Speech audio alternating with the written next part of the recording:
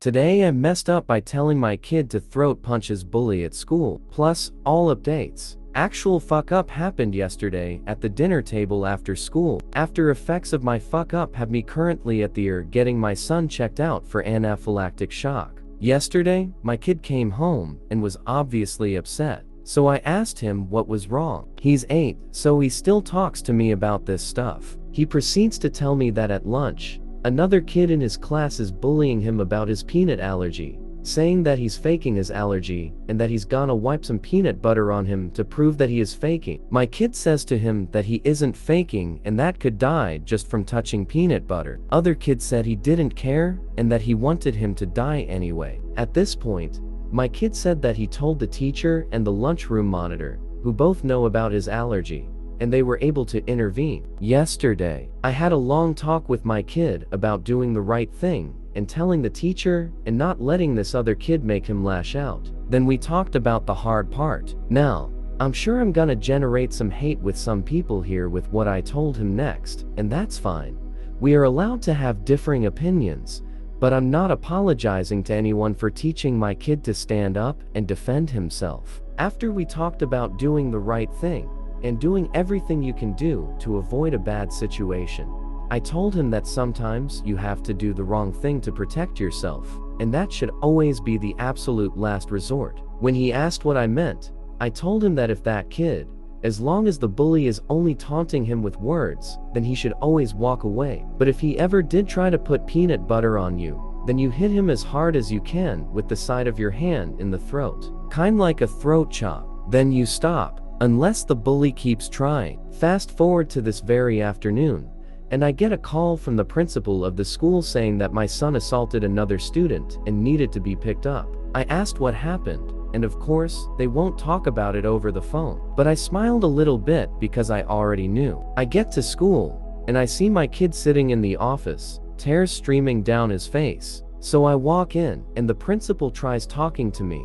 but I blow right past her and ask my kid what happened. He says the bully had peanut butter on his fingers, and he was threatening to wipe it on his face. Then my kid said that he did what I told him to do and hit the kid in the throat because he wiped peanut butter on his arm. I looked at his arm, that was pretty swollen up, and asked him if he was having trouble breathing. Kid said he was fine, just a little shaky. At this point, the principal interrupts with her. Mr. So-and-so, we can't just have kids hitting other children just because they had a little peanut butter wiped on them. Kids do this kind of thing, we are gonna have to suspend him for a few days. It's obvious to me that principal is clueless about the peanut allergy, so I cut her off and asked my kid if he told the bully to stop before he hit the other kid. He said yes. I yelled at him several times that I'm allergic to peanut butter and told him to stop, and he just kept acting like he was gonna wipe it on me. Now, the principal has a shocked look on her face. I asked to see the video from the cafeteria, and sure as shit my kid can be seen and heard screaming and trying to back away from his bully. At the point where it looks like the bully grabs my kid's arm, my kid yells at the top of his little lungs, "I told you to stop." Then he grabs the bully by the arm, pulls him towards himself, and executes the best clothesline I've ever seen anyone do and floors this kid. Then my kid sits down and starts crying in the middle of the cafeteria. At this point, I tell the principal that if my kid isn't allowed back at school tomorrow, I was consulting with a lawyer about the attempted murder of my son. I also said that assuming he didn't have any other ill effects from this, I would be fine not pressing charges against the school and the bully, since it looks like he may have already learned his lesson. Since I didn't get a response, and it's been about half an hour since the peanut butter was wiped on my kid's arm, I picked him up and left to take him to the ER to get checked out. About 10 minutes ago, I got a phone call from the school board superintendent saying that the school board has decided to let my kid come back to school tomorrow. Edit 1 kid has a clean bill of health from the hospital. Swelling is starting to go down after some epinephrine. Edit 2 kid got cookies and cream, ice cream. Edit 3, I have been invited to a meeting with the school board Thursday afternoon. Will update afterwards. Update. Just left the meeting, which wasn't with the school board as I was led to believe on the phone.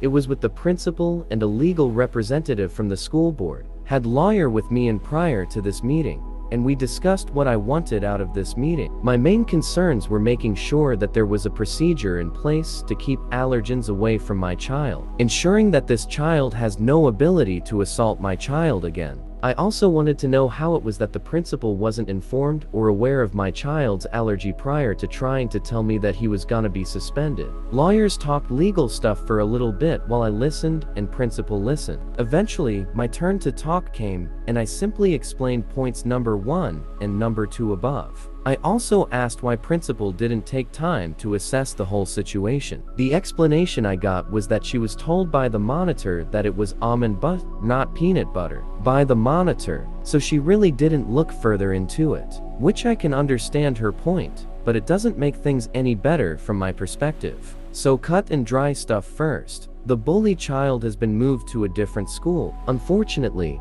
I don't have any legal recourse to find out which school he has been moved to and frankly don't care. Cafeteria monitor has been fired. I didn't hear this at the meeting, but my son's teacher called last night after school and told me. I asked why, and I was told that she was distracted by her phone when all of the commotion started, which explains why this was allowed to progress in the first place. Based on the recommendation of a friend, thanks Axe and many of you via PM, I requested, and was accommodated with, an allergy-free table at our school, and I'm being told every other school in the district will be implementing one as well, where children with no allergies will eat lunch at, and anyone who eats with them will have their lunches inspected by a teacher and a monitor to ensure no allergens are present. Now, the weird stuff. The kid probably did wipe almond butter on my son. Kid's parent found out through a mutual friend where we lived and showed up at my house last night. The bully kid was very apologetic to me and asked if he could apologize to my son, which I said yes, of course to. I invited parents and son into the living room, and this child started crying and said he didn't mean to hurt my son. My son started crying as well and said he didn't want to hit him, and he apologized as well. Then the parents asked bully child to explain what happened. So apparently this kid likes peanut butter and almond butter, and has almond butter on a sandwich and little pack of peanut butter in his lunch for crackers. Bully child thought it would be funny to continue to tormenting from yesterday, said something about putting peanut butter on my son, and put a little bit on his fingers to make him think it was peanut butter. Then he wiped them off afterwards and got some of the almond butter from his sandwich, and that's what was on his hands when he grabbed my son's arm. I can only guess that there was a little peanut residue left on the bully's hands when he grabbed my son, which explains the subdued swelling reaction. I asked the kid if he knew what a peanut allergy actually does to a person, which to the other parent's credit, they had actually made him read webbed about it, and he explained the whole inability to breath and some other things his mind grasped onto. So I took the opportunity to show this young man the EpiPen needle. We have one that we've had to use previously, just for show and tell purposes. That you have to stick a person with in an anaphylactic shock scenario. Then I gave him the trainer unit and showed him where it goes and how to press the button. Yes, I told him it was the trainer unit, but I really thought hard about not telling him. I ultimately decided against that because that wouldn't make me any better that the bully kid in front of me. When the button actuated, I think he jumped about 15 the air, and he was obviously scared. Parents apologized again, as did the bully kid. I told all of them that I was satisfied that a lesson was learned here, and I wouldn't be pursuing any additional charges against the kid or his parents. As the parents and bully kid are leaving, my son runs right past us all and gives the bully a hug and tells him that he hopes he isn't into much trouble. I was asked to sign a non-disclosure agreement, which I of course declined. I want my options open to me in case something like this happens again, until I'm letting this die. What do you guys think? Let me know in the comments.